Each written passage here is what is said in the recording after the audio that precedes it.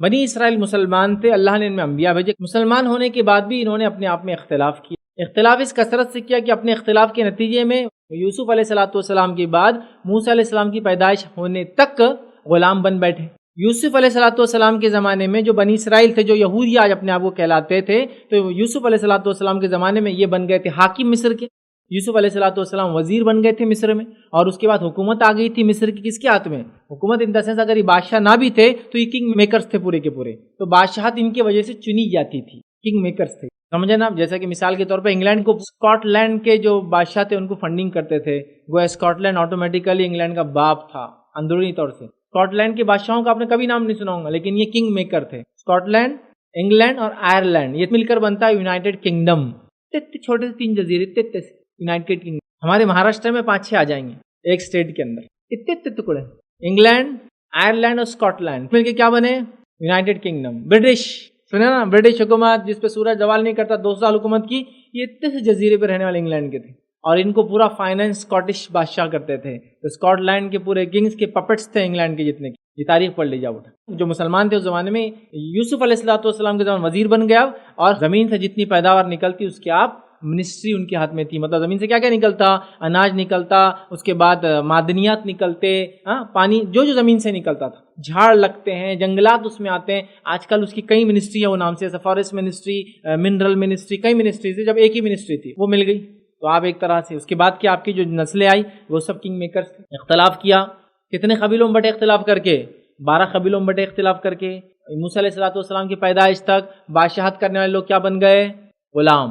Historical evidence ہے، یاد رکھیے۔ چلیے یہ تو پاسٹ ہے، میں ابھی کا حال بھی بتاتا ہوں۔ غلام بن گئے، موسیٰ علیہ السلام نے ان کو آزادی دلائی، آزادی لے کے سینا میں چلے گئے، سینا میں جا کے کیا بولتے ہیں؟ ہم کو پانی چاہیے، لیکن اللہ تعالیٰ نے موسیٰ کو حکم دیا، موسیٰ کیا کرو؟ اپنے لاٹھی کو مارو، کہاں؟ پتھر پر۔ کتنے چشمے نکلے پتھر سے؟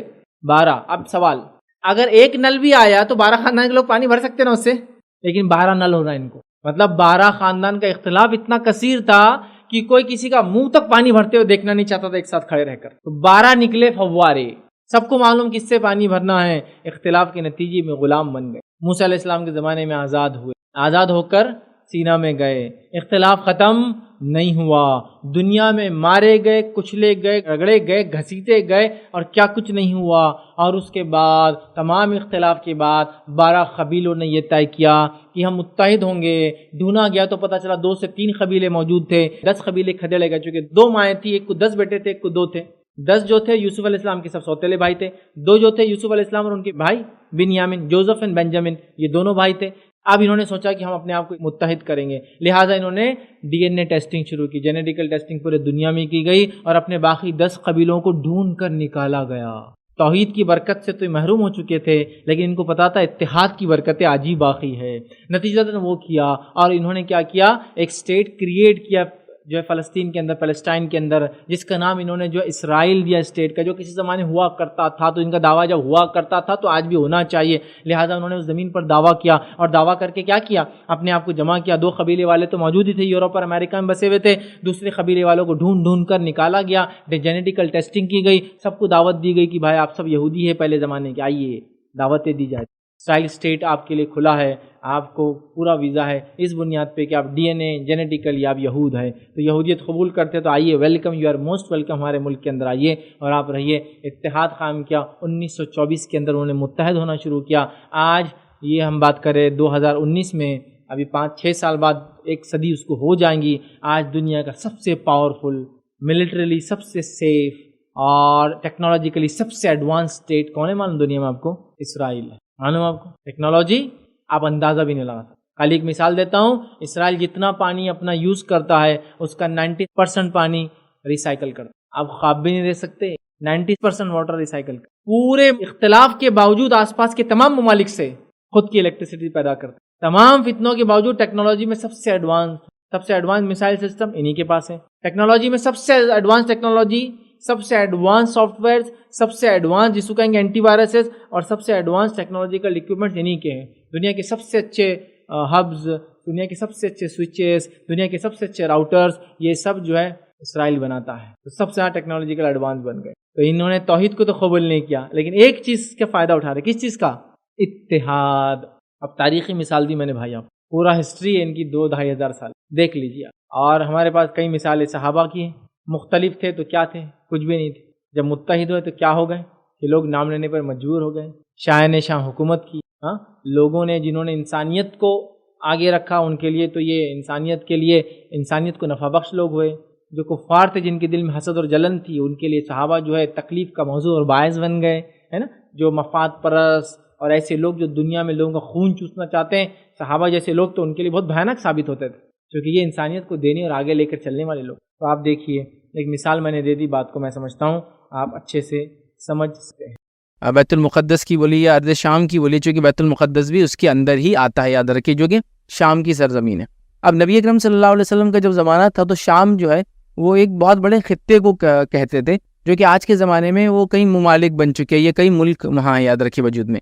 جیسے مثال کے طور پر جب ہم شام کہتے ہیں تو اس سے مراد اس زمانے میں نبی اکرم صلی اللہ علیہ وسلم کے فلسطین پورا آتا تھا، جس کو پیلسٹائن کہتے ہیں. اسی طرح شام کا جب لفظ آتا ہے تو اس کے اندر مکمل طور سے یاد رکھیں اردن آتا تھا، جس کو ہم جارڈن کہتے ہیں. اسی طرح مکمل طور سے سوریہ آتا تھا، جس کو ہم سیریا کہتے ہیں. اسی طرح لبنان آتا تھا، یاد رکھیے. تو یہ مکمل ایسے کئی ممالک ہیں بھی، اور اس کے علاوہ بھی کچھ علاقے آگے اور پیچھے ہوتے تھے، یاد رکھیں. تو اس زمین کو شام کہتے تھے، اس خطے کو شام کہتے تھے. اب ایگزیکٹلی میں اس لیکچر کے اندر تو آپ کو بارڈرز ڈیفائن نہیں کر پاؤں گا، لیکن رفلی میں کہہ رہا ہوں کہ یہ 4 ممالک تو شام کے اندر آیا ہی کرتے تھے اس زمانے میں، یاد رکھیں. اور اس کے علاوہ بھی کچھ علاقے اس کے دیگر اطراف اور اکناف جس کو کہیں گے وہ بھی شام کا علاقہ کہلایا کرتے تھے. تو نبی اکرم صلی اللہ علیہ وسلم نے جب احادیث کے اندر شام کی طرف اشارہ کیا تو ظاہر سی بات ہے اس سے مراد آج کے زمانے میں یہ تمام ممالک اس میں آتے ہیں، یاد رکھیے. اس چیز کو ہم جو ہے ذہن نشین کر لیں، یاد رکھیں، ٹھیک ہے. اب آئیے ہم آگے بڑھتے ہیں، اور آج کا جو میرا لیکچر ہوگا وہ 3 نکات پر مشتمل ہوگا. 3 پوائنٹس ہم میجر اس کے اندر دیکھیں گے. پہلا پوائنٹ ہم دیکھیں گے مختصر تاریخ دیکھیں گے ملک شام کی بنی اسرائیل کے دور تک، مطلب بنی اسرائیل جب اس پہ حکومت کرتے رہی شام کی تاریخ کیا رہی. چونکہ بیت المقدس بھی شام کے اندر ہی آتا ہے، اس لیے ہم پہلے اس کی تاریخ دیکھیں گے اور بنی اسرائیل کے بارے میں کچھ چیزیں جانیں گے کہ ان کے اندر جب ان کے پاس یہ زمین تھی تو انہوں نے اس کی کیا کیا. دوسری چیز دیکھیں گے مختصر سی تاریخ دیکھیں گے ملک شام کی، چونکہ بیت المقدس اسی میں آتا ہے، اسلامی دور کے اندر کیسی تھی. اور اس کے بعد تیسرا ہم دیکھیں گے مسجد اقصیٰ، اور اسی کے ساتھ ساتھ جو ہے بیت المقدس جس کو کہتے ہیں، اسی کے ساتھ ساتھ ملک شام کے بارے میں کچھ فضیلتیں، کچھ باتیں جو نبی اکرم صلی اللہ علیہ وسلم اس کے فضائل میں بیان کیے، وہ باتیں میں انشاءاللہ عزیز آج آپ کے سامنے رکھوں گا. تو 3 نکات پر مشتمل ہوں گا کہ ہم شام کی مختصر تاریخ یہ بنی اسرائیل کے دور میں، پھر شام کی مختصر تاریخ اسلامی دور میں، اور اس کے بعد مسجد اقصیٰ اور شام کے تعلق سے کچھ فضائل جو نبی اکرم صلی اللہ علیہ وسلم نے قرآن نے بیان کی، وہ میں آپ کے سامنے آج رکھنے کی جو ہے کوشش کروں گا. تو چلیے آئیے پہلے ہم دیکھتے ہیں مختصر تاریخ دیکھیں گے، بہت شارٹ، بہت ہی بریف اور بہت شارٹ میں بہت ہی مختصر بالکل کہیں گے، کوئی ٹائم لائن بھی نہیں ہے اس کی، ایک شارٹ میں اس کی تاریخ رکھنے کی کوشش کروں گا. شام کے تعلق سے بہت مختصر سا ان شارٹ میں ایک آپ کے سامنے تاریخ رکھنے کی کوشش کرتا ہوں. سب سے پہلی چیز یاد رکھیں، شام کے تعلق سے اگر ہم دیکھیں تو ابراہیم علیہ السلام کے زمانے کو ہم دیکھتے ہیں. تو ابراہیم علیہ السلام نے اپنی اہلیہ جو ہے سارہ علیہ السلام اور اپنے بھتیجے لوط علیہ السلام کو لے کر جو ہے آپ بابل شہر کے اندر تھے، مطلب جس کو کہیں گے میسوپوٹیمیا یا آج کے دور کا عراق ہوتا تھا. وہاں سے پھر آپ نکلے، اس زمانے بیبلون اس کو کہتے تھے. وہاں سے آپ نکلے اور آپ نے ہجرت کر کے اس جگہ کو جو ہے اپنا جس کو کہیں گے رہائش گاہ یا اپنے آپ کو وہاں رہنا آپ نے پسند کیا، اور پوری دعوت پھر وہاں سے نکل کر آپ نے مختلف علاقوں میں کیا رکھی. اور اس زمانے میں یہ علاقہ کنان کہلاتا تھا، اور کینانائٹ بول کے کچھ قومیں تھی وہاں رہتی تھی. بہرحال تو کنان اس علاقے کا نام تھا. اور یہاں کے ایک شہر الخلیل جس کو آج کے زمانے ہیبرون کہتے ہیں، اس کو آپ نے مرکز بنا اپنی دعوت کا. اور پھر یہاں سے آپ مصر گئے اور یہاں سے آپ مختلف مقامات پہ گئے، اور لوط علیہ السلام بھی یہیں رہے، اور سوڈوم اور گومورا نامی جو بستیاں تھی یاد رکھے وہاں آپ بسے رہے، یاد رکھے. اور ابراہیم علیہ السلام جو الخلیل کے اندر بسے، اور واللہ عالم بہرحال باقی کیا رہا ہوں گا، کہاں کا کیسے کیا، لیکن اس زمین کو جس کو ہم شام کہتے ہیں وہاں ابراہیم علیہ السلام آئے. اور ابراہیم علیہ السلام کے آنے کے بعد کم و بیش تقریباً تمام انبیاء اسی زمین پر آئے. تو یاد رکھیے یہ انبیاؤں کی سرزمین ہے، یاد رکھیے جو شام ہے، یاد رکھیے جس میں میں نے آپ کو بتایا جو 4 بڑے ملک اس میں آتے ہیں، اور اس کے علاوہ اور بھی علاقے اور خطے آتے ہیں دوسرے ممالک کے، جس کے اندر فلسطین، اس کے بعد جارڈن، اس کے بعد سیریا اور لیبنان، یاد رکھیے. اس کے علاوہ بھی کچھ علاقے اس میں آتے تھے. بہرحال تو یہ انبیاؤں کی زمین رہی ہے، مطلب یہاں ہر بستی، ہر علاقے میں آپ جائیں گے تو قدیم بستیاں موجود ہیں، اور کہیں نہ کہیں کوئی نہ کوئی نبی کا واقعہ یا تو بائبل میں موجود ہے، یا تو روایتوں کے اندر موجود ہے یہود و نصارہ کی، یا تو قرآن نے پھر بہت ساری چیزوں کو خود درج کیا کہ فلاں جگہ فلاں ہو، ٹھیک ہے. تو بہرحال تو ابراہیم علیہ السلام یہاں گئے. اب اللہ رب العزت نے دیکھے جب ابراہیم علیہ السلام سکونت پذیر ہوئے یا سکونت اختیار کی، یہاں رہنا پسند کیا، تو اللہ رب العزت نے قرآن میں کیا کہا یاد رکھیے. اس کے تعلق سے اللہ رب العزت فرماتا اور کہتا ہے وَنَجَّيْنَاهُ وَلُوطًا إِلَى الْأَرْضِ الَّتِي بَارَكْنَا فِيهَا لِلْعَالَمِينَ. اللہ فرماتا اور کہتا ہے کہ اور ہم نے ابراہیم اور لوط کو بچا کر اس زمین کی طرف لے گئے جس میں ہم نے تمام جہان والوں کے لیے برکت رکھی تھی. تو اللہ تعالیٰ نے اس زمین کو تمام عالم کے لیے برکت والا قرار دیا کہ کہا ہم نے پھر ان کو وہاں سے نکالا، نجات دی اور اس زمین کی طرف لے گئے جس میں عالم کے لیے اللہ رب العزت نے برکت رکھی تھی. یاد رکھی تو یہ برکت والی زمین ہے، یاد رکھیے. اس زمین کی فضیلت ہے. ارض شام جو ہے یہ مقام محشر بھی یاد رکھیے، اور بھی اس کی فضائل بہرحال. تو یہاں ابراہیم علیہ السلام نکل کر ہجرت کر آئے اور پھر یہیں سکونت پذیر ہے. یہیں آپ نے اس کو اپنے دارالدعوہ بنایا، دعوت کا اپنا گھر بنا، یہیں سے پوری دعوت لے کے سارے عالم تک بہرحال میسیج آپ لے کر جاتے رہیں. اب اس کے بعد جو ہے دوسرا اگر ہم لیں ابراہیم علیہ السلام کئی نبی آئے، انبیاء آئے. اب پوری تاریخ اور پوری ڈیٹیلز تو بہرحال ہم نہیں لیں گے، لیکن اس کے بعد ایک بڑا دوسرا ہم واقعہ لیں گے جو ہے موسیٰ علیہ السلام ہجرت کر کے یہاں، اور بنی اسرائیل اس طرح سے یہاں آپ پہنچی. یاد رکھیے ابھی وہاں سے ابراہیم علیہ السلام کے زمانے میں یہ شام میں تھے، لیکن پھر یوسف علیہ السلام کے زمانے میں یہ چلے گئے مصر، اور پھر اس کے بعد یہ مصر میں بسے رہے، حتیٰ کہ جب تک یہ دین پر چلتے رہے اللہ ان کو عروج دیتا رہا. پھر جب انہوں نے دین کو چھوڑ دیا تو اللہ نے ان کو پستی اور زوال میں ڈال دیا. پھر یہ حکومت سے نکل کر غلامی میں آ گئے، اور غلامی میں اس بدترین غلامی میں آ کے ان کے بچوں کو ذبح کر دیتا فرعون، اور لڑکیوں کو زندہ چھوڑ دیا کرتا تھا. پھر اللہ رب العزت نے ان پر فضیلت کی اور ان کے طرف رخ کیا اور ان پر پھر اپنا فضل کیا، چونکہ یہ چرندہ لوگ تھے اللہ کے، تو اللہ نے وہ کیا. اور پھر موسیٰ علیہ السلام کو بہرحال پیدا کیا، اور اس کے بعد موسیٰ علیہ السلام کے ذریعے یہ نکل کر جو ہے اس غلامی سے نکل کر آزادی کی طرف آئے، اور پھر واپس سے یہ شام میں چلے آئے. اور پورا واقعہ آپ جانتے ہیں، سینا میں جو ہے موسیٰ علیہ السلام کو لے کر اللہ نے کیا کیا حکم دیا. تو پھر موسیٰ علیہ السلام کا ایک زمانہ ہے جس کو ہم کہیں گے ایک بڑا اہم دور ہے، جب بنی اسرائیل وہاں سے نکلی، مصر سے نکلی، اور واپس جو ہے شام کے علاقے میں جس کو ہم کہہ رہے ہیں وہاں واپس آ گئی. اور اللہ رب العزت نے سورہ مائدہ سورہ نمبر 5 آیت نمبر 21 میں دیکھیے کیا فرمایا، کہا یا قوم ادخلوا الارض المقدسة التي كتب الله لكم ولا ترتدوا على ادباركم فتنقلبوا خاسرین. اللہ فرماتا اے میری قوم، موسیٰ علیہ السلام نے کہا اے میری قوم والو اس مقدس زمین میں داخل ہو جاؤ. تو یہاں دیکھیے موسیٰ علیہ السلام نے کہا کہ اے میری قوم تم مقدس زمین میں داخل ہو جاؤ. اوپر والی آیت میں ہم نے دیکھا تھا اللہ نے فرمایا اس کو ہم نے برکت والا بنایا ہے. تو موسیٰ علیہ السلام نے کہا اے میری قوم برکت والی زمین مطلب شام کی سرزمین پہ داخل ہو جاؤ. پھر کیا فرمایا، کہا ہو جاؤ جو اللہ تعالیٰ نے تمہارے نام لکھ دی ہے، اور جو پیٹھ کے بل واپس نہ پلٹ جاؤ کہ پھر نقصان میں پڑ جاؤ. لیکن بنی اسرائیل نے بہرحال باوجود اس وارننگ کے موسیٰ علیہ السلام کے اور نافرمانی کی، اور پھر بہرحال وہی کر بیٹھے جو ان کو کرنا تھا، اس زمین میں داخل ہوئے، لیکن نافرمانی کے ساتھ تو اللہ نے سزا سنائی، 40 سال گھومتے رہے، اور بہرحال پورا واقعہ آپ جانتے ہیں. لیکن موسیٰ علیہ السلام کے زمانے میں کوئی حکومت تو بہرحال یہاں نہیں بنی، اسٹیبلش کوئی کنگڈم نہیں بنا، یاد رکھیے ابھی بنی اسرائیل کا. اس کے بعد جو ہے تیسرا واقعہ ہم دیکھیں گے وہ ہے جو ہے یوشع ابن نون علیہ السلام. یہ جو ہے موسیٰ علیہ السلام کے زمانے میں آپ کے ایک صحابی تھے. اس کے بعد اللہ رب العزت نے آپ کو نبوت عطا کی. تو یوشع ابن نون جو ہے علیہ السلام، ان کے زمانے میں بنی اسرائیل کو وہاں حکومت ملی، اور بنی اسرائیل اب ایک اسٹیبلش حکومت کے فارم میں آئی، اور شام کی سرزمین پہ بنی اسرائیل کا ایک طرح سے ہم کہیں گے حکومت قائم ہوئی، یاد رکھیے. اور پھر وہاں جو ہے بنی اسرائیل نے فتح حاصل کی، وہ پوری سزا بھگتنے کے بعد جو نافرمانی اللہ کی تھی موسیٰ علیہ السلام کے دور میں، اور نکل کر پھر بہرحال اللہ رب العزت نے ان کو اس پستی سے نکال کر پھر حکومت عطا فرمائی. اور یہ تاریخی حوالے اس کے تعلق سے بہت سارے ملتے ہیں.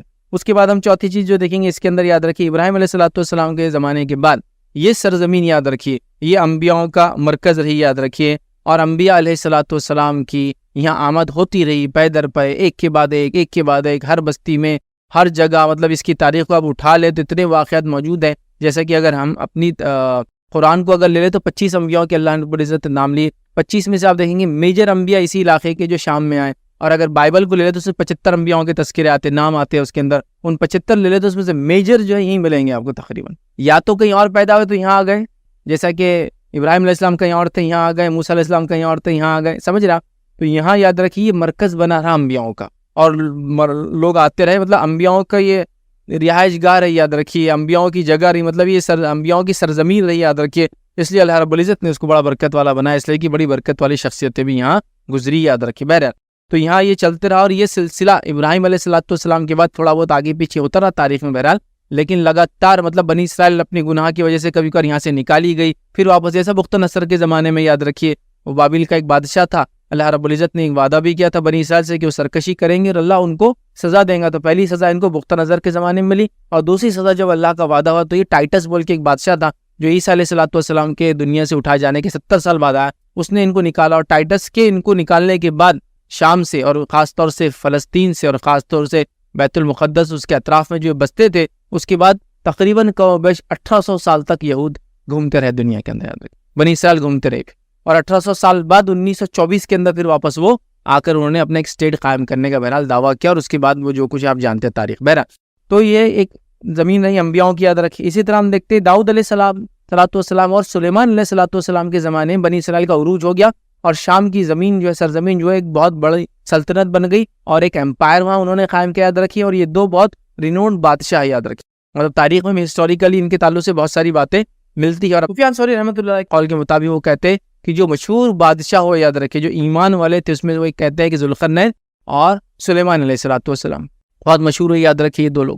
تو سلیمان علیہ السلام، جس کو داؤد علیہ السلام اور سلیمان علیہ السلام، یہ دونوں کے زمانے میں بنی اسرائیل یا شام کا علاقہ بڑا مشہور ہو گیا، اور زبردست جو ہے بنی اسرائیل نے اس پر حکومت کی اور ایک زبردست سلطنت اس پہ قائم کی. لیکن بہرحال سلیمان علیہ السلام کے جاتے ہی، یاد رکھیے، جو بائبل کی روایتیں ملتی ہے، بچوں میں اختلاف ہوا، حکومت میں اختلاف ہوا، قوم نے نافرمانی شروع کر دی، اور پھر زوال پذیر ہوئی، اور کئی بار ان پر عذابات آتے رہے. اس کے بعد یاد رکھیے بنی اسرائیل کی سرکشی کے نتیجے میں بخت نصر کی آمد ہوئی، اور یہ اللہ رب العزت نے ان کو پہلے سے وعدہ کر چکا تھا انبیاء کے ذریعے کہ تم سرکشی کرو گے اور ہم تم کو سزا دیں گے. جس کے تعلق سے سورہ بنی اسرائیل سورہ نمبر 17 آیت نمبر 4 اور 5 میں اللہ نے کیا فرمایا؟ ہم نے بنی اسرائیل کے لیے ان کی کتاب میں صاف فیصلہ کر دیا تھا کہ تم زمین میں 2 بار فساد برپا کرو گے اور تم بڑی زبردست زیادتیاں کرو گے. پھر اللہ نے آگے فرمایا ان دونوں وعدوں میں سے پہلے کے آتے ہی ہم نے تمہارے مقابلے پر اپنے بندے بھیج دیے جو بڑے لڑاکے تھے، بس وہ تمہارے گھروں کے اندر تک پھیل گئے، اور اللہ کا یہ وعدہ پورا ہونا ہی تھا. اور یہ بخت نصر کے تعلق سے جتنے بھی لوگوں نے لکھا ہے، کہا کہ یہ وہی تھی پہلا جو وعدہ تھا. بخت نصر آیا، جس کو نبوکڈ نظر بولتے ہیں انگلش میں. یہ بابل کا بادشاہ تھا، میسوپوٹیمین کنگ تھا، وہاں سے نکلا، اور یہ بنی اسرائیل پہ اس نے مطلب پورے شام کے علاقے پہ اس نے حملہ کیا، قبضہ کیا، اور اس زبردست قسم سے یہ جنگ ہوئی، اور اس زبردست قسم سے یہود کو مارا گیا کہ روایت میں آتا ہے کہ اس نے یہودیوں کی ایک بڑی آبادی ختم کر دی، باقیوں کو غلام بنا لیا. ہر یہود کو گھر سے نکالا گیا، اور گھر سے نکال کر باندھ کر ان کو سب کو کہاں لے گیا؟ بابل لے گیا اپنے ساتھ.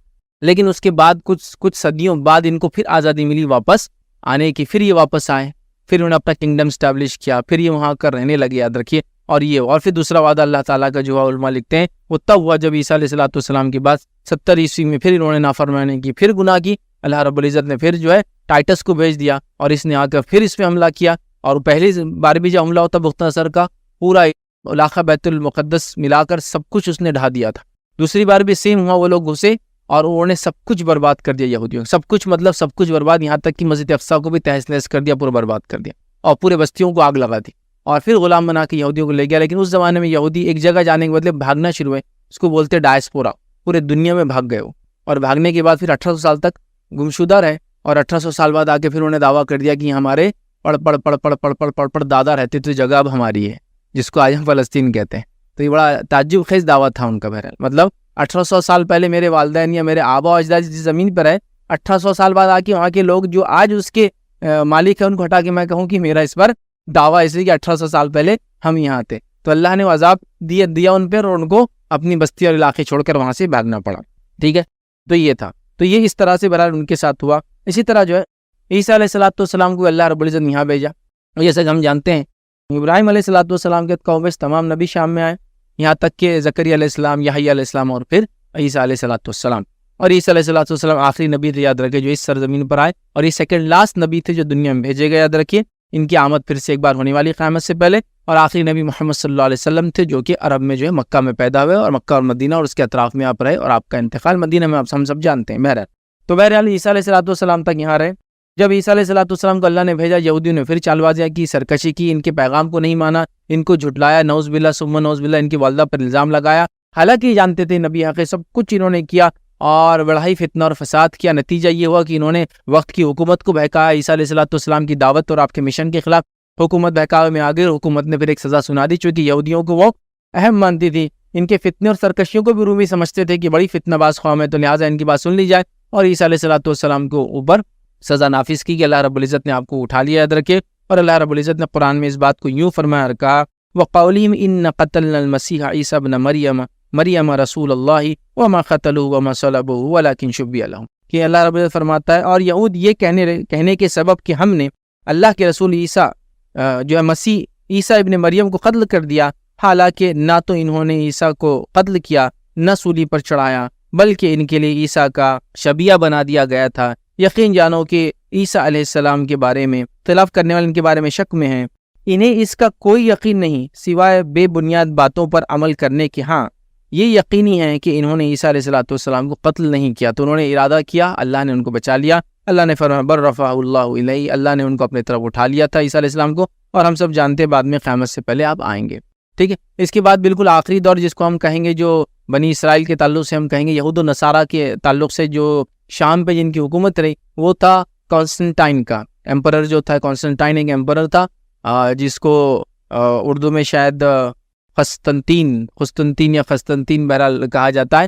تو کانسٹنٹائن ایمپرر تھا، اور اس نے بہرحال 313 عیسیٰ علیہ السلام کے بعد 313 عیسوی کے اندر اس نے عیسائیت کو قبول کیا۔ وہ بڑی مشہور وہ ہوئی، اور میلان کے اندر جو انہوں نے ایک بیٹھک بٹھایا اور اس نے پھر اپنا عیسائیت کا دعویٰ کیا، اور اپنے اسٹیٹ مطلب کرسچینٹی کو اسٹیٹ اینڈ آفیشیل ریلیجن اس نے ڈکلیئر کر دیا، ٹھیک ہے۔ تو اس کے بعد پھر ظاہر سی بات ہے کانسٹنٹائن کی اور اس کے آنے والے لوگوں کی حکومت کب تک رہی؟ مسلمانوں کے دور شروع ہونے تک، مطلب عمر ابن خطاب رضی اللہ عنہ کے زمانے تک پھر انہی کی حکومت رہی۔ تو ایک طرح سے ابراہیم علیہ السلام سے لے کر تو کانسٹنٹائن تک، یا اس کے بعد اس کی آنے والی پیڑھیوں تک جو ہے، جب تک کہ جو ہے اسلامی حکومت قائم نہیں ہو، جو ہے عمر ابن خطاب رضی دوسرے خلیفہ کی جو خلافت شروع ہوئی، تب تک کہ جو ہے پھر یہ جو ہے وہاں تک جو ہے عیسائیوں یہود یا عیسائیوں کے ہاتھ میں بہرحال یہ علاقہ رہا۔ اور اس علاقے کے تعلق سے اگر آپ دیکھیں کہ جس نے بھی مسجد اقصی اور اس علاقے کے اندر جس کا بھی جو ہے سکہ رہا، جس کی بھی حکومت رہی، یہ دیکھا گیا کہ ساری دنیا کے اندر وہی لوگ غالب رہے، چاہے وہ پہلے بنی اسرائیل یہود تھے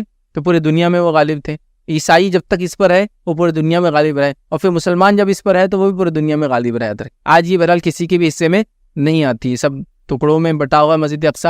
مسجد اقصی اصل جو ہے مسلمانوں کے حصے میں آتی ہے، لیکن عبادت کی اجازت نہیں، کبھی کبھار کھولتے ہیں کچھ خاص موقعوں پر۔ باقی دوسرے حصے یہودیوں نے بانٹ لیے، ایک حصہ یہودیوں کے حصے میں جاتا ہے۔ مسجد اقصی جو ابھی وہ مسلمانوں کے حصے میں آتی ہے، لیکن عبادت کی اجازت کسی کو نہیں، کبھی کبھار کھولی جاتی ہے۔ وہ ڈوم آف دی راک قبۃ الصخرہ جو ہے وہ مسلمانوں کا حصہ ہے، اس کے اندر اجازت ہے، اور ایک حصہ بیت لحم کا وہ عیسائیوں کو دے دیا گیا تھا۔ تو ایسے 4 حصے ہیں اس کے، جس میں سے ایک مسلمان، ایک یہود، ایک عیسائی، اور ایک حصہ مسجد اقصی مسلمانوں کا، مطلب چابی ان کے پاس ہی آج بھی، لیکن عبادت کی اجازت آج بھی اندر نہیں، کئی بار کھولا جاتا ہے، اور ساری چیزیں جو کچھ ہوتی ہے جب کھلتا ہے آپ سب دیکھتے ہیں ٹی وی کے اوپر، بہرحال ٹھیک ہے۔ تو اس طرح سے یہ حکومت رہی، یاد رکھی، بنی اسرائیل کو ہم کہیں گے شام میں۔ اس کے بعد کا دور یاد رکھیے، بہت مختصر سی تاریخ ہم دیکھیں گے جب اسلامی حکومت رہی، اور مسجد اقصی اور شام کے تعلق سے بہت مختصر یاد رکھیے، اور یہ سب ریلیجیس پوائنٹ آف ویو سے، پولیٹیکل پوائنٹ آف ویو سے، میں سیاسی نقطہ نظر سے نہیں رکھ رہا ہوں۔ تو پہلی چیز یاد رکھیے، ابوبکر صدیق رضی اللہ عنہ کے دور میں اس کے اطراف کے علاقے کم و بیش قبضہ کر لیے گئے تھے، لیکن یہ بھی قبضے میں نہیں آیا تھا، ٹھیک۔ اس کے بعد یاد رکھیے عمر ابن خطاب رضی اللہ عنہ کا زمانہ ہے، جو کہ بہت ہی قریب کا زمانہ ہے نبی اکرم صلی اللہ علیہ وسلم سے، اس لیے کہ ابوبکر صدیق رضی اللہ عنہ کم و بیش 2 سال اور 3 مہینے کے قریب آپ کی خلافت رہی، یاد رکھیے۔ اس کے بعد عمر ابن خطاب رضی اللہ عنہ کی خلافت قائم ہوئی، اور 16 ہجری کے اندر، جس کو ہم کہیں گے 637 کرسچن ایرا عیسوی کے اندر، یاد رکھیے عمر ابن خطاب رضی اللہ عنہ کی جو فوجیں تھی، مطلب مسلم جو فوجیں تھی، انہوں نے اس کو گھیر لیا، اور اس کے بعد جو عیسائیوں نے طے کیا کہ یہ اس کی چابیاں جو ہے مسلمانوں کے خلیفہ اگر خود آتے ہیں لیڈر تو ان کو سونپ دیں گے بغیر جنگ کے۔ اور یاد رکھیے مسجد اقصی کی اگر آپ تاریخ اگر پڑھیں گے، مسجد اقصی کی زمین کی اگر آپ تاریخ پڑھیں گے، یہ وہ شہر تعلق قدس جس کو کہتے ہیں، یا مسجد اقصی جو یہ وہ علاقہ ہے دنیا کا جس کے لیے سب سے زیادہ جنگیں لڑی گئی، جس کے لیے سب سے زیادہ خون بہا، یاد رکھیں، اور جس کے لیے سب سے زیادہ جانے گئی زمین کے لیے، یاد رکھیں۔ مطلب اس کے محاصروں کی اور جنگوں کی اور فتوحات کی اگر لسٹ نکالے تو ایک قدیم زمانے سے لوگ اس کے لیے لڑ رہے ہیں۔ تو یہ اس کی زمین کی تاریخ جو بڑی خونریز ہے، یاد رکھیے اطراف، کیونکہ شر پسندوں نے کبھی پسند نہیں کیا کہ لوگ امن کے ساتھ ایسے علاقوں میں، ہمیشہ آپ دیکھ لیجیے۔ لیکن یہ پوری تاریخ کو اگر آپ پڑھ لیں، پوری ہسٹری کو، تو یہ پوری ہسٹری کے اندر صرف ایک بار مسجد اقصی جو ہے، یا وہ القدس کا علاقہ یا فلسطین کا علاقہ بغیر جنگ کی جو ہے کسی کو سونپا گیا، اور وہ تھا عمر ابن خطاب رضی اللہ عنہ۔ ایک ہی بار ہوا پوری تاریخ میں، یونیک ہے یہ تاریخ کا پارٹ، کہ انہوں نے سمجھ گئے تھے کہ مسلمان چونکہ اطراف کا پورا علاقہ گھیر چکے تھے، حتیٰ کہ یہ ادھر مصر کی باؤنڈریز تک جا چکے تھے۔ پھر آپ جانتے ہیں آگے مصر میں جو ہے عمرو بن عاص جو کہ فاتح مصر ہے، انہوں نے پورا مصر اور پورا نارتھ افریقہ جیت لیا۔ تو کہیں نہ کہیں عیسائی کلرجی جس کو کہتے ہیں، ان کے جو پاپائیت تھی وہ جان چکی تھی کہ اب یہ ٹھیک نہیں ہے، ہم جنگ جیت نہیں سکتے۔ یہ مسلمانوں نے تو جو ہے بزنطینی حکومت کو کھدیڑ دیا تھا پورے شام سے۔ اب ان کو یقین تھا کہ جو فلسطین کا القدس کا علاقہ بڑا چھوٹا تھا، جب انہوں نے سب آس پاس کا علاقہ لے لیا تب یہ کیا مشکل ہے، حکمت کا تقاضا بھی تھا، وقت کی ضرورت بھی تھی، امن کے ساتھ انہوں نے چابیوں کو سونپ دیا، اور ہم کہیں گے 637 کرسچن ایرا میں عیسوی میں یہ مسلمانوں کے ہاتھ آیا، پہلی بار آیا، اور اس کے بعد عمر ابن خطاب جنگ کے دور میں آیا، اور یہ پہلا واقعہ تھا تاریخ کا جو بغیر جنگ کے آیا، سمجھ رہے ہیں؟ اس کے بعد ہم کہیں گے صلیبی جنگیں ہوئی، تو مطلب صلیبی جنگ جو چھڑی یاد رکھی، اور صلیبیوں نے پھر اس پر پھر سے قبضہ کیا، جو کہ 1099 عیسوی کے اندر 1099 کرسچن ایرا میں صلیبی جنگیں ہوئی، اور اس کے بعد پہلی جنگ تو بہرحال وہ بہت آسانی سے ہار گئے، لیکن دوسری تیسری اس کے جنگیں چلتی رہی۔ اس کے بعد جو 1099 کے اندر یاد رکھی 1099 میں انہوں نے اس کو واپس لے لیا، یاد رکھے، جو کہ اگر ہم 637 ایرا سے اگر لے، کرسچن ایرا سے جو ہے عمر ابن خطاب جنگ کا دور تھا، تو یہاں تک تو تقریباً کم و بیش 460 سال تھا جو مسلمانوں کے پاس یہ کنٹینیوس لگاتار رہا۔ پھر اس کے بعد یہ ہوا کہ 1099 کے اندر یہ جو ہے پھر سے جو ہے عیسائیوں کے ہاتھ میں چلا گیا، اور پھر صلاح الدین ایوبی کے ذریعے جو ہے 1187 عیسوی میں پھر واپس آ گیا، 1187 کرسچن ایرا میں پھر واپس آ گیا، تو گویا پھر 88 سال یہ عیسائیوں کے پاس چلا گیا، 88 ایئرس پھر یہ عیسائیوں کے پاس رہا۔ تو یہ جو قبضہ ہوا یاد رکھے صلیبی جنگوں کے بعد جو ہے 1099 میں، تو اس کی تاریخ موجود ہے، اس کی تاریخ خود یورپ نے لکھی۔ چلیے ہم تو مسلمان ہیں تو وہ تو کچھ بولیں گے کہ بھائی ہم پہ ظلم ہوا، لیکن جو تاریخ یورپ میں لکھی گئی اتنی خوریز ہے کہ انہوں نے خود لکھا کہ جب کروسیڈرز جو ہے صلیبی جو ہے مسجد اقصیٰ میں القدس کے اندر داخل ہوئے، تو انہوں نے اتنی قتل و غارت گری کی، یہودیوں کو بھی مار دیا، عیسائیوں کو بھی مار دیا، خود اپنے بھائیوں کو مارا انہوں نے، چونکہ ان کا چرچ الگ تھا۔ اس کے بعد مسلمانوں کو مارا کہ مسلمان مطلب انسانوں کی لاشوں میں خون میں ان کے گھوڑوں کے جو گھٹنے تھے وہ ڈوبے ہوئے تھے۔ اب اندازہ لگا ایک گھوڑا تقریباً 18 انچ 12 انچ 16 انچ پہ اس کا گھٹنا، وہاں تک لاشوں میں اور خون کے اندر زمین کو انہوں نے وہ کر دیا تھا، اتنا ظلم انہوں نے کیا۔ حالانکہ عیسیٰ علیہ السلام کے نام پر آئے تھے، یہ مسجد اقصیٰ کی آزادی کے نام پر آئے تھے، لیکن انہوں نے بڑا ظلم اور بڑا جبر اور بڑی زبردستی کی آس پاس کی قوموں پہ، حتیٰ کہ انہوں نے کچھ علاقوں میں تو یہ تک کیا، یہ تاریخی ریکارڈڈ ہے، کوئی میں اپنی منمانی بات نہیں کر رہا ہوں، کہ انہوں نے جن علاقوں میں قبضہ کیا تو وہاں کی آبادیوں میں جو کہ خاص طور سے مسلمان تھی، انہوں نے انسانوں کو پکا کر کھایا۔ اس لیے جب صلیب اور صلیبی جنگوں کی بات آتی ہے، یا جب کوئی یہ کہتا ہے کہ ہم بھی وہی حال کریں گے مسلمانوں کا جو صلیبی جنگوں میں ہوا، تو یہ مسلمانوں کے لیے قابل برداشت بات نہیں ہوتی، اس لیے کہ اس میں اتنا ظلم اور زیادتی بھی انسانیت کے اوپر کہ تاریخ میں آپ کو اتنی ظلم و زیادتی نہیں ملے گی۔ تو جو عیسائی آج یہ بتا رہے ہیں، جو پاپائیت جو خاص طور سے کیتھولک چرچ ہے، جو آج امن کے مسیحا بن کے بیٹھے ہیں، ساری دنیا کو محبت بانٹتے ہیں، اگر ان کا ظلم اگر دیکھا جانا، یہ ہسٹوریکل فیکٹ ہے، میں کسی قوم کے خلاف کسی کو بہکا نہیں رہا ہوں، دس از ہسٹوریکل فیکٹ، ریکارڈڈ فیکٹ ہے یہ فیکٹ۔ آپ پورے بیت المقدس اس کے اطراف اور شام میں جب انہوں نے صلیبی جنگی کی وہاں دیکھ لیجیے۔ اس کے علاوہ صرف مسلمانوں پہ نہیں، انہوں نے تو یہود و نصارہ کو برباد کر دیا۔ اس کے علاوہ اگر جو کیتھولک چرچ کا آپ کو ظلم دیکھنا ہے تو پورا اسپین، پورے آئبیرین پیننسولا کو دیکھیے، جب انہوں نے مسلمانوں سے لیا تو ریکانکویسٹا کے نام پر جو ہے مسلمانوں اور یہودیوں کو ہر اتوار کو زندہ جلاتے، جنہوں نے اپنا ایمان تبدیل نہیں کیا۔